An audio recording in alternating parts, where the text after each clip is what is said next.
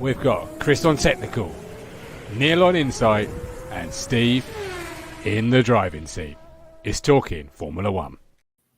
Good evening and welcome to Talking Formula One, the weekly pit stop. We discuss all things about our favourite motorsport. I am Steve, and joining me as always is Chris. How you doing, Chris? Morning, all good. How are you? Good, not too bad, thank you. Did you have a good week? Yep, all good, mate. Went to Centre Park, so just said it's all right. Overpriced, but it's all right. Yeah. How about you? Yeah, not too bad. I went to sunny Cromer by the sea, well, just outside Cromer. I was in the studio with the band laying down a new track, which is quite cool.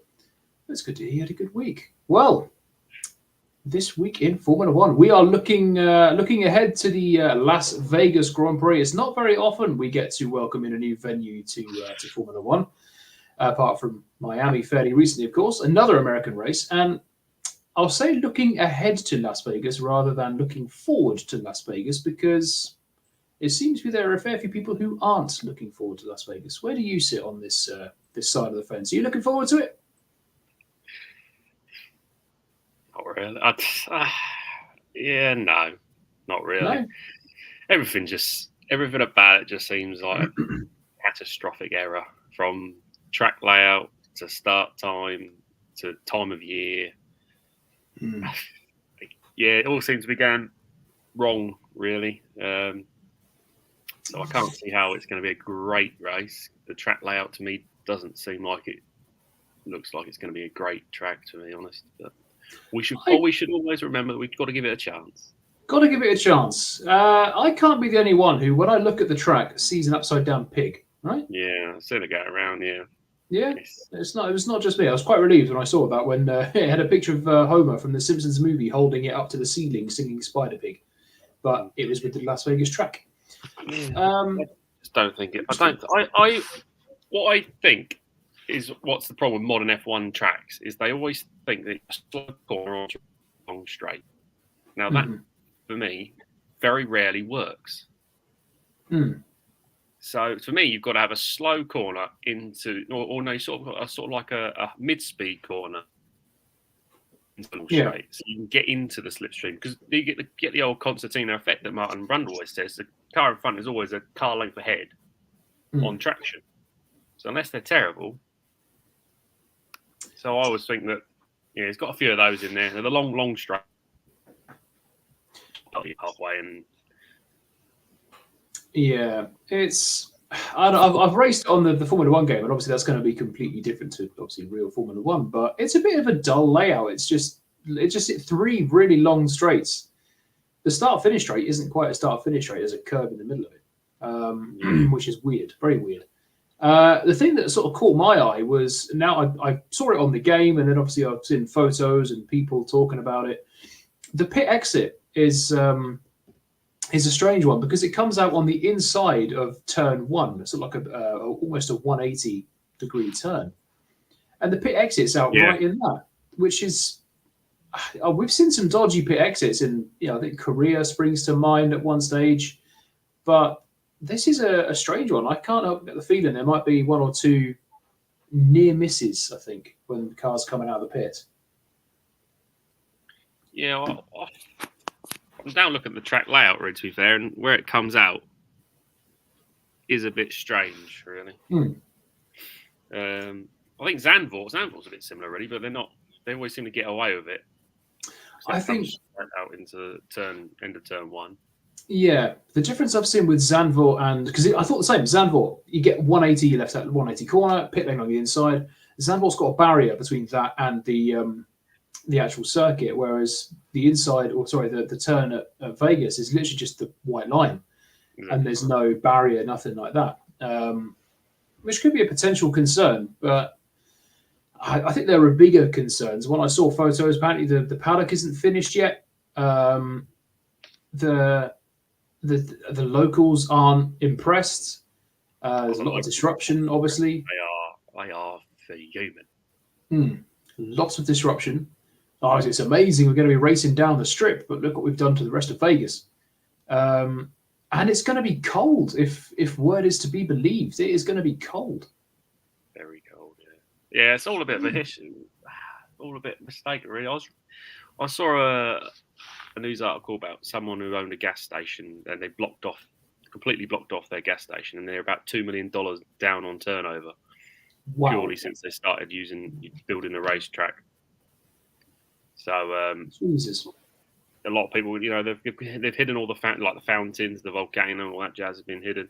And then you get to the track's temperature, which is good. I think I looked. It's going to be 10 degrees around midnight, which is when it's going to be race starts, which is a very cold day anywhere. Yeah. So they've got to get heat into the tyres. They've got to keep the tyres, up to temperature. That's going to be... The pit exit is that precarious, as you say. They're going to come out with very cold tyres. Yeah, so I think that's a concern. They've got to try and get heat into those tyres. They've got that pit exit is dangerous, I think. They're going to be out for a few warm-up laps, I think. I think there's going to be the team's going to have 2 or 3. Oh. He hath risen and joined us. Welcome, Neil. How are you doing? Bonjour. Bonjour. I think, have you been on the show since Verstappen won his 3rd championship? I don't think so. I don't think so, no. No, it's been a while. Yeah. Round 3. It's been a while. Welcome in, Neil. How are you doing? You right? Yeah, very good. Not a lot's changed in the F1 world. No, it's still the same old. Obviously, for those who are maybe relatively new to the show, this is Neil. He was a regular until about 2 months ago. Hopefully, he'll be a regular again now. But welcome in. It's good to see you again. What are your thoughts, Neil, on... we've obviously got so much to catch up on, but the one we're focusing on is Las Vegas. Are you looking forward to Las Vegas, or are you just wanting to get it out of the way now? I'm struggling to be excited for it, if I'm honest. Yeah. But isn't it the F1 or the owners have actually paid for this event? Not it's been paid for by some outside party. Correct. Yeah, it's... And have you boys heard about the 35,000 employees that are going on strike? Really? No, I haven't. Yeah, because the prices have increased, or the profits are going to increase by 300%, and the employees are saying we deserve a cut, basically. Wow. And as it's not happening, yeah, I don't 100% know that the figures are exactly right, but yeah, somewhere I heard it that this is what's been said. Bloody hell. It's all just wrong, isn't it? Even the start time was it midnight or 1 o'clock start in Vegas? 10 o'clock. 10 o'clock their time. Yeah. 10 o'clock. Because apparently it could potentially start one day and finish another. I know. 6 o'clock. It's on a Saturday. It's Saturday for them. It's not done for the commercialism or the money. It's done for the racing. As long as we all know that and we're all clear on that, if you're listening to Formula One, we know. It needs to be a belter of a race to stay around for a few years. Doesn't it? It really does. If the racetrack turns out to be like, I don't know, like a career or somewhere, then it's got no hope, has it? No. They've got in place 10 years for this. Oh, I bloody hope not. It was going to be one of my next questions was, can you, I suppose a lot of it depends on how well it goes and how exciting it is, but can you really see it sticking around on the calendar for that long, depending on, I suppose, how much money it makes, the local uproar, I don't know. That's the biggest thing. The length of the contract is, it's an F1 backed race, so it isn't a contract really with anybody but themselves. Obviously, they've got a contract with Vegas. The agreement with Vegas, but all the money is coming from the Formula One themselves. So if they find out it's not making any money, well, they've reduced the ticket prices already. That's the whole reason they've made it the time it is, because they want to coincide with basically have the biggest party on the F1 grid, and you're pretty much going to walk out of some casino and be part of the F1 party. That's pretty much what they've got in mind. Oh, it's so cheesy.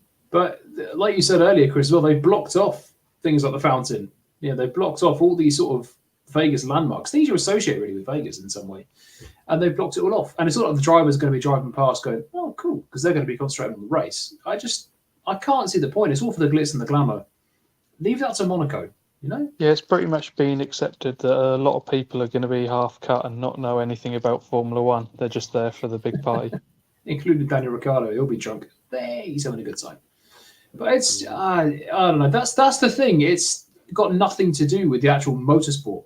Sorry, Martin, I saw your comment there. Race, remember, does that mean Verstappen doesn't win? Yes. No, It's going to be a Charles Leclerc win.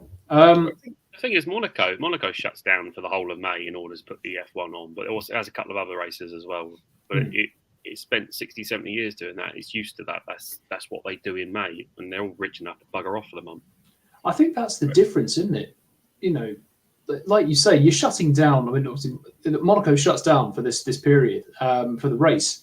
No one complains. Well, people probably do complain, and the race is never fantastic. But with Vegas, it's just, you know, Monaco's got racing history and a racing pedigree and heritage. Vegas doesn't have that, apart from that Caesar's Palace Grand Prix in the 80s, which was god awful. I watched it the other day, actually. Oh, jeez. I've seen not highlights, but I've seen sort of, footage of that race, and it's awful The track lowlights. layout, and jeez, awful, terrible.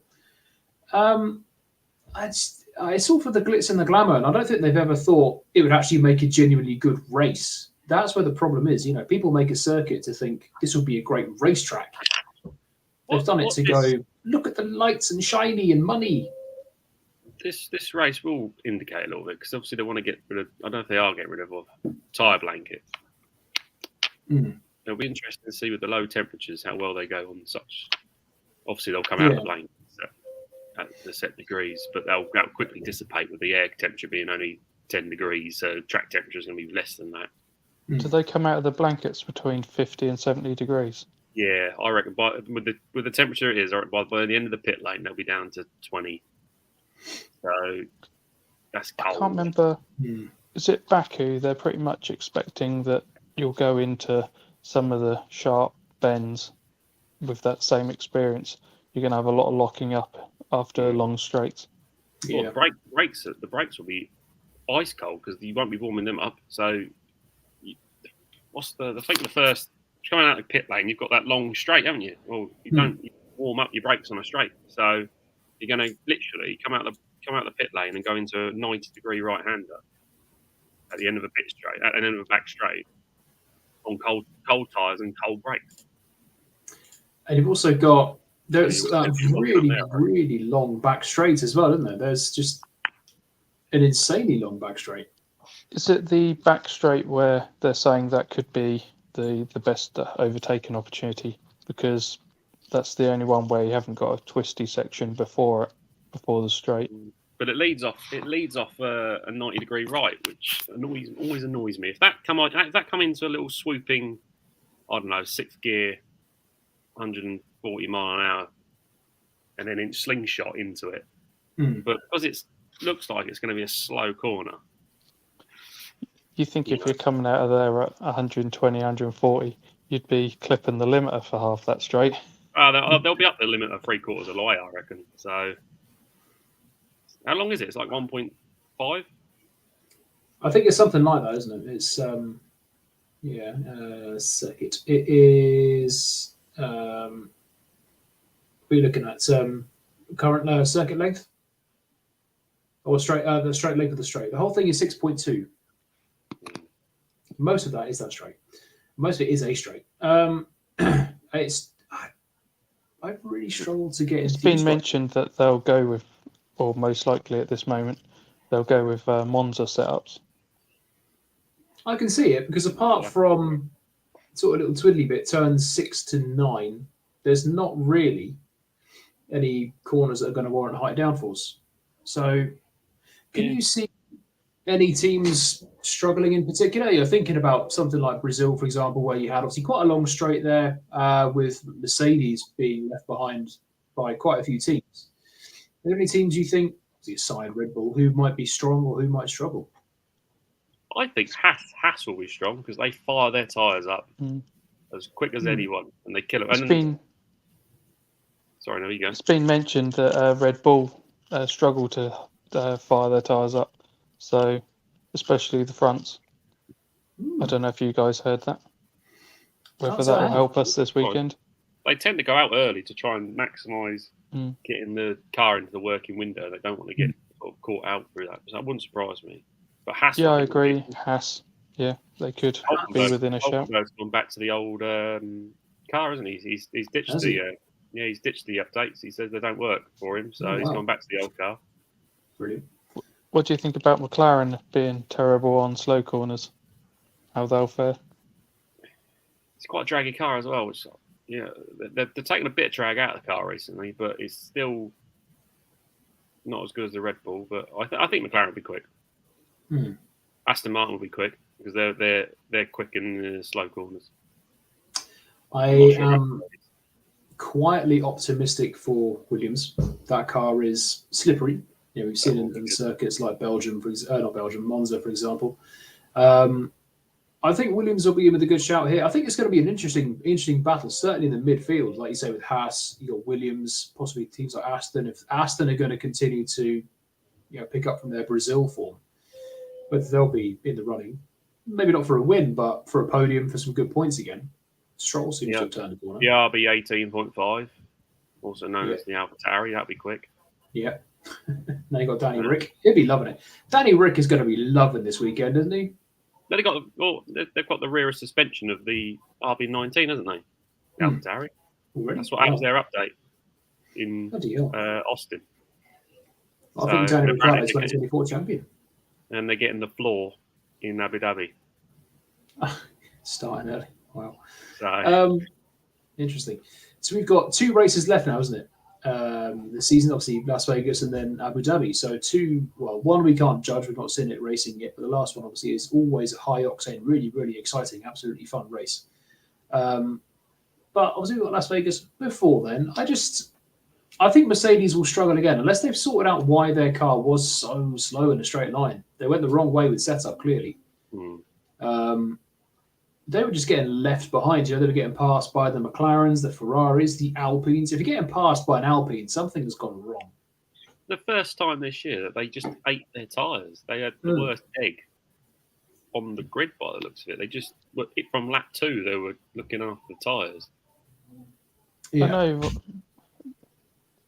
Rosberg ends up doing a lot of calling out on the radio and things, but do you think the team have not helped him with the last few races? Rosberg? Do you mean Russell? Russell, sorry, yeah. God, it's 2016 again. Oh, I can't handle that again. I can't go through that again. Russell, sorry. The fact that, he's quite vocal on the radio and his potentially could have got more out of the car, but the team have just told him to accept being overtaken by cars behind him. Sit behind Lewis. I think Brazil was it. Brazil, if he'd have overtaken Lewis, I think he would have had a good chance of maybe getting something extra. Obviously, it wouldn't matter anyway because he retired. But he'd have just been caught and passed by the other teams anyway. It would have just delayed the inevitable, I think, because that car was so slow, and he was quicker than Hamilton. But he'd have got past him. Hamilton would have got swallowed up, and then they'd have got Russell as well before the eventual retirement. I don't know. He, like you say, he's very vocal on the radio, but I don't know if he can be because he's not had a great season. It's like, mate, you can't complain, right? You've been woeful for most of the year. I don't think it would have made any difference to the results, really. Just bar that they would have finished the opposite way around. They were just both. I mean, Russell had that couple of laps when he was quick, and then his tyres just completely fell off. So whether it would have been that again, and he would have fallen behind Lewis again, I don't know. But in the grand scheme of things, he has had a woeful year, hasn't he? I know the Mercedes has not been brilliant, but he has had a terrible year. Certainly comparing to his teammate. It almost seems the more they've gone towards what Lewis wants, Russell really does not enjoy this car. No, because Lewis has had a pole position, a good solid amount of podiums this year. He's in the fight still for second in the championship. And Russell's only got, I think, 1 podium this year. So compared to last year where he was the sort of the star of that team and, he had the pole and the win and Lewis was struggling. It's really swapped. It's done a complete 180.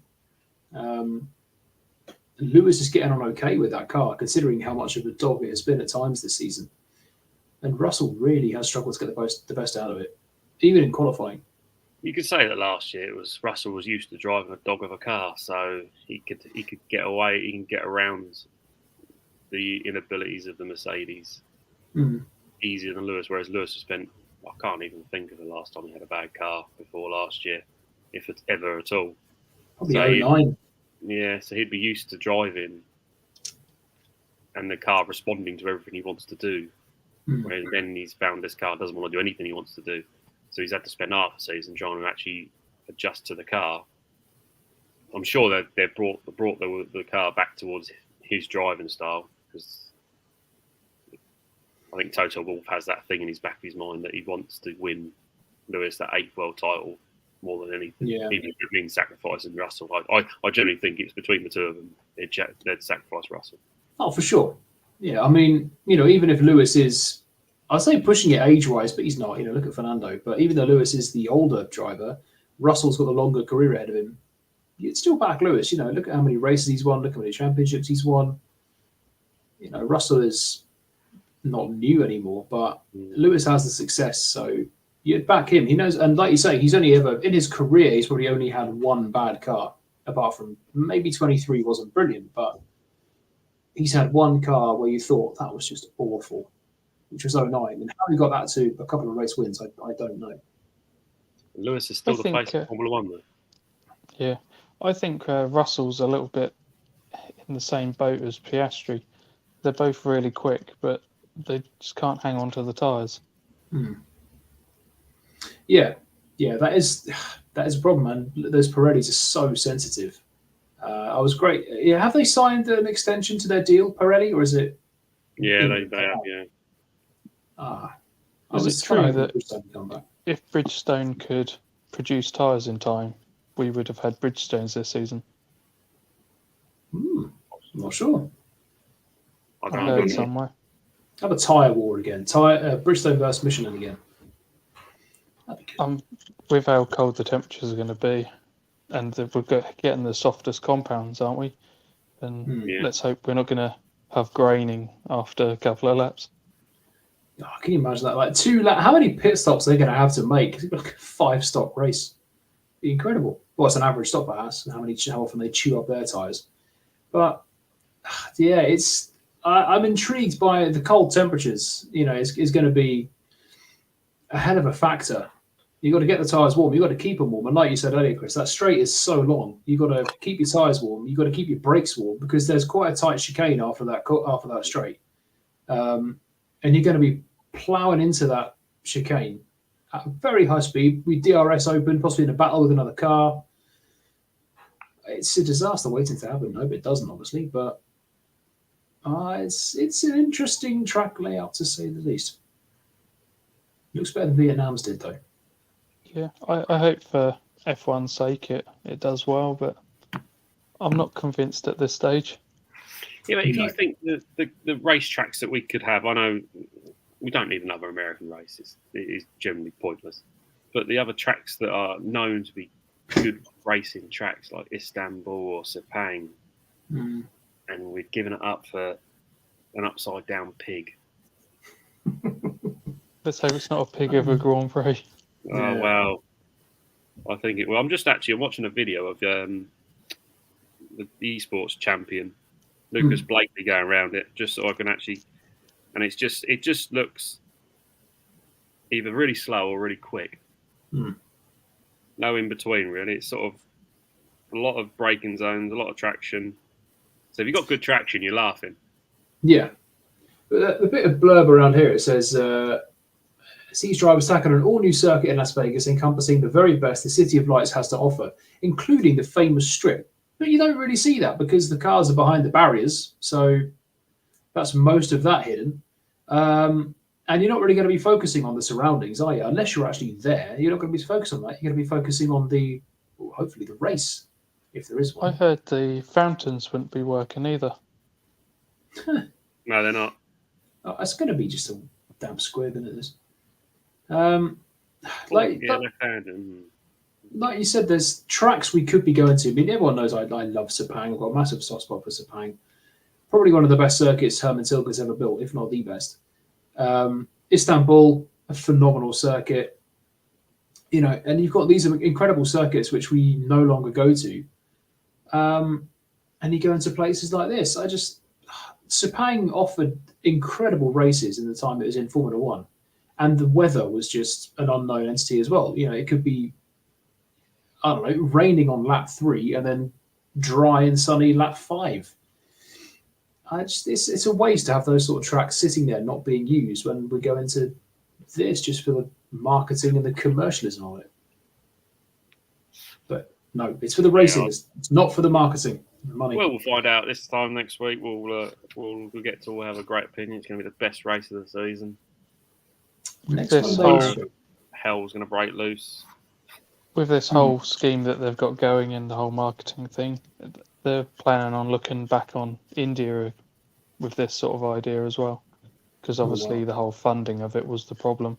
To this day, Sebastian Vettel is the only man to win every Indian Grand Prix. The one and only. But like Portimao, I love Portimao. I thought that was a great track. Yeah, is it Africa? They're planning on trying to go back to Africa as well. Kialami, yeah. What happened to that? That was supposed to be next year, wasn't it? And then I'm not sure. That sort of went a bit quiet. The government pulled the funding. I'm not too sure, to be honest with you. But this is and there's Buenos Aires as well. Brilliant. So many great circuits. We don't have an African race, do we? So no. But it's they're trying to make Formula One a global sport. There you go. Go back there. Next Monday's show could be very, very positive or very, very negative, depending on how this race is going. Yeah. Well, so we'll try and get a bit of positivity. So Neil, Mr. Positivity, give me your top 3, your podium for the Las Vegas in reverse order. So spoiler alert. It's all Max Verstappen. 3rd, 2nd, and 1st. Yep. I think I've got to go for a bit of Norris has got to be involved there somewhere. Shall I go Leclerc, Norris, and Verstappen?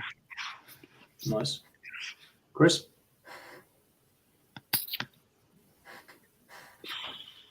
I am going to go in P3, Fernando Alonso. Ooh. P2, Max Verstappen, and Lando Norris in 1st. One day, first race win in Vegas. One time this year, someone is actually going to get the balls and dive bomb Max down in turn 1. Nice, I like that. Well, because he did his in Brazil. He did his usual Max Verstappen turn 1, where he has the inside line and he just opens the steering and just guides the person on his outside onto the outside of the track, so he keeps the pace. Someone one day will do that to him, and I'm hoping they'll eventually do it this weekend. But he'll get pole with that. I mean, that was my logic of my top 3, because in 3rd place I was going to go with Sergio Perez, 2nd place Charles Leclerc, and 1st place I'm going to go for Fernando Alonso. Win number 33 is going to come in Vegas. This is the thing. And it's going to be a Verstappen, Norris, front row, and exactly that happens. Norris gets the balls, goes up, take him out. Now Aston have lost P4, I think it is, to McLaren, really, haven't they? You've got nothing to lose. Just send it. Yeah. Push him out wide. Take his side bob out, Put a nice hole in the side of his car and let's crack on.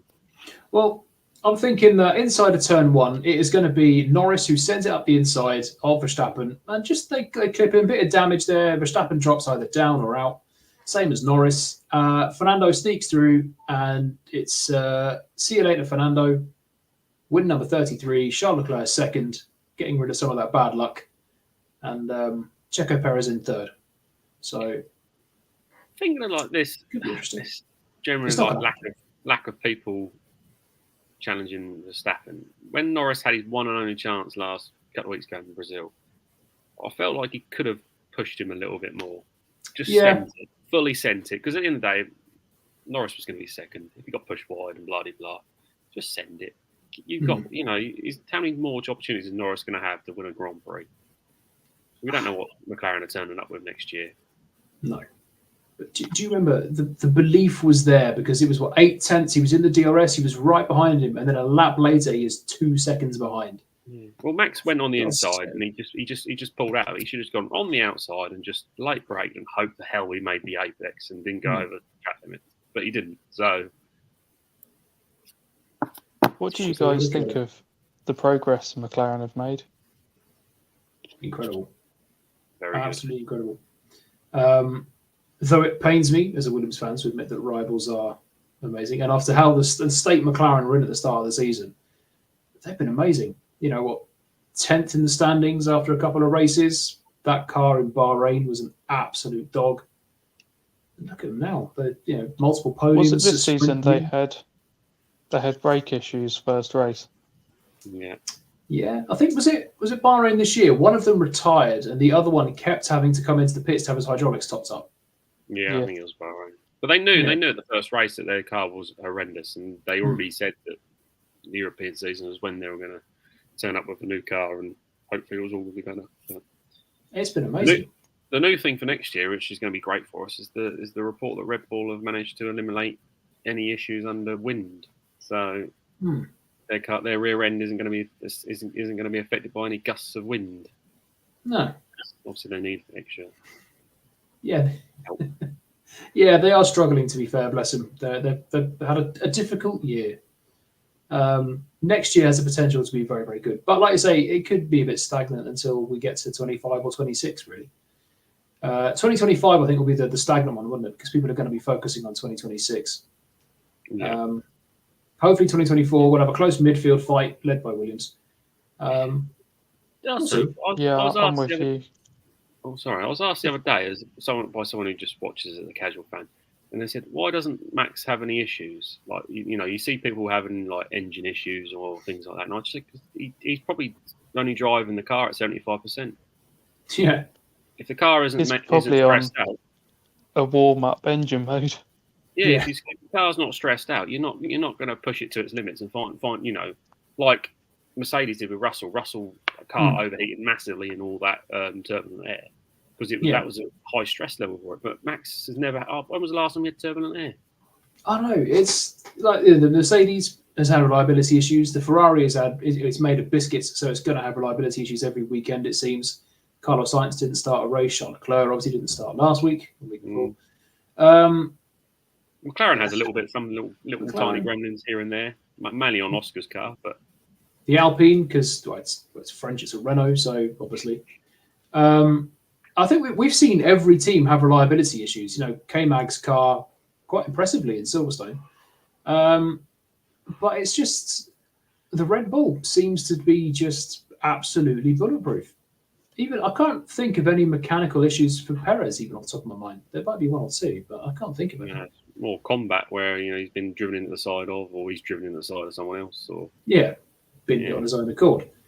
Verstappen, every race so far, only once not in the top two. That's just a stupid level of reliability. It's incredible. And that was only because the Red Bull was awful in Singapore.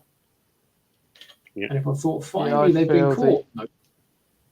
The only way someone else is winning a race is if Max doesn't finish.